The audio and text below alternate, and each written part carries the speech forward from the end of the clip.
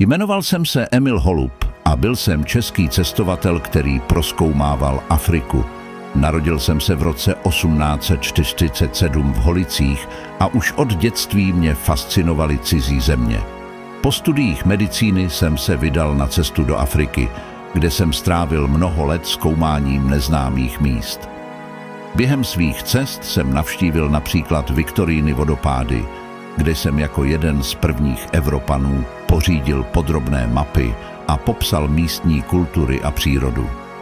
Sbíral jsem různé předměty, které jsem přivezl zpět do Čech, aby je lidé mohli vidět na vlastní oči. Moje práce byla důležitá pro poznání Afriky, ale nebylo to snadné. Čelil jsem mnoha nebezpečím, jako jsou nemoci a divoká zvířata. Přesto jsem se nikdy nevzdal a dál objevoval nové věci. Pamatujte si, vždy se snažte objevovat svět kolem sebe, protože každý den je nová příležitost něco se naučit.